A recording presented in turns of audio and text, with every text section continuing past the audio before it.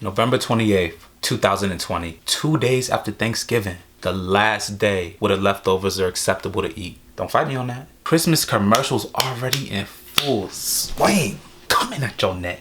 Black Friday sales coming for your ass too. They already got me. I'm texting my ex because her birthday and what would have been our anniversary is on that same day. Thank God I broke up with that hoe. Thank you, Jesus. Thank you. The pandemic still rages on with the vaccine somewhere in sight. It was a turbulent day for all of us, but not as turbulent as the day it was for this young nigga here. Now his name is Nate Robinson and he's our black villain for the night. At age 36, he's gone on to have a very successful basketball career. He's gone on to play internationally. He played basketball and football in college at the same time. When he was playing for the Chicago Bulls, he was pretty much a walking bucket.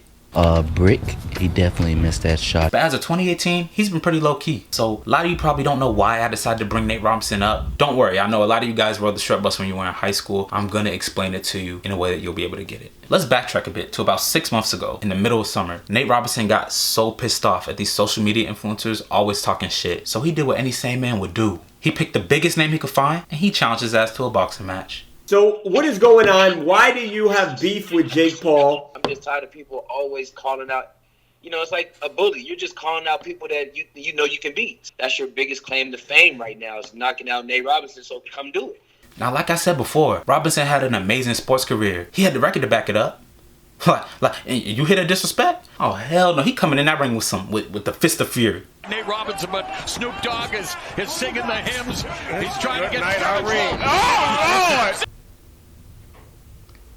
Nate Robinson, what is you doing? First of all, at 36, you ain't got no business stepping in the ring with no 23-year-old. You Cat Williams now? I don't care if you're good at basketball, football, soccer, baseball. I don't care if you was the best at Quidditch when you went to Hogwarts, nigga. You can't just step in the ring with somebody who been training longer than you and think that you could just win with minimal effort. Nate Robinson, you're not today's black villain because you lost. You're today's black villain because you lost to Jake Paul. Now, I'm not gonna go too hard on Jake Paul simply because his fan base is ride or die. And by ride or die, I mean they might come to my fucking house and slit my throat in the middle of the night, and I'm not really trying to let that happen. And he also seems to have a fetish for ethnic twin boys. I happen to be an ethnic twin boy myself. Upon request, I can produce the other ethnic twin boy if you would like Jake. Now, I know what some of you might be thinking. Nate Robinson is today's black villain? That's a little harsh considering the first one stabbed somebody in the neck for a chicken sandwich and the second one faked like he was a cyborg to jumpstart his music career. Nate Robinson? He's the victim in this. He lost to a rich white boy. The same way all of us lost to a rich white boy back in 2016 when Donald Trump won the election. It wasn't like Nate Robinson was the only one talking shit. Jake Paul talked a fair amount of shit too. I mean, he was talking so much shit that he had to get his trainer to talk the shit that he couldn't talk simply because he was too busy organizing super spreader events. But to be completely honest, this was one of those rare fights where losing wasn't an option. Could the Allied forces have afforded to lose to Hitler? Could the rebels have lost to the Empire? Could Goku have lost to Vegeta? If Bugs Bunny got his ass caught by Elmer Fudd, I'm sure you would never forgive him. Sure, you can lose a race or a basketball game every now and then, but there are some fights that just aren't meant to be lost simply because the consequences of losing them are too great. Nate Robinson's loss opens doors that can never be closed. I mean, for one thing, the guy's become a walking meme. Nate Robinson just gave Jake Paul a second round knockout. That's something that a lot of professional boxers just don't get. Not only that, but his victory led to him being acknowledged by big names in entertainment. I think he's well on his way to becoming a household name. Now, Jake Paul's been known to be pretty full of himself. So full of himself, in fact, that he actually took the time to put on Nate Robinson's jersey and adopt the Tim Tebow position, flexing on him before a single punch was thrown.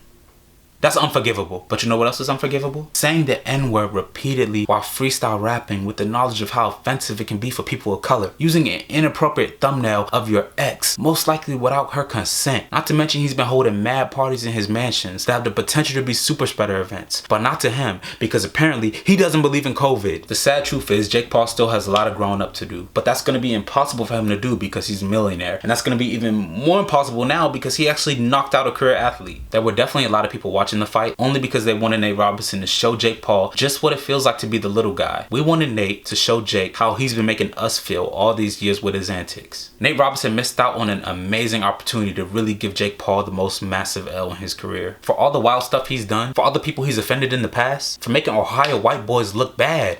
This was the chance for karma to hit him back. But Nate Robinson, you didn't take the fight seriously enough. You didn't do your preparation. And look at you, knocked out on the ground like a dummy. November got me all fucked up because in the beginning of the month, the poster boy for rich white men lost. Then at the end of the month, another poster boy for rich white men won. November, you less consistent than my dad. Nate Robinson will forever be a meme. Like, his name will always be associated with cashing out early. Whenever girls are with a guy, right, and he doesn't last, the girl's gonna be like, yeah, girl, that little itty bitty boy only lasted 2 minutes with his little Nate Robinson ass dick. At this point, the only thing you can do to save yourself is just to lie and say that you had COVID. And if you do that, they're probably gonna make you quarantine for 2 weeks. You're gonna be stuck inside all day. You may watch this video. You may get mad at it. You may challenge me to a boxing match. And I will get knocked out Nate Robinson style in the first match. And at that point, we don't want that because I got a career to build and that's not a good look. What, you think I'm you? All jokes aside, I hope nobody took this too seriously. Nate Robinson and Jake Paul, they did their thing. They trained and they went out there. And I respect both of them for that. And they both have more money than me, which is really what matters in this world. So I just hope they both keep doing their thing, as long as Nate Robinson's thing is in boxing. This first lesson, son, you gotta hold your dukes up, you know? You don't want nobody going all off in your shit, you know what I'm saying? Put your dukes up a little bit higher than that, you gotta guard your shit. Put your dukes up, that's what I'm trying to tell you. Don't look at me like that, hold your shit up.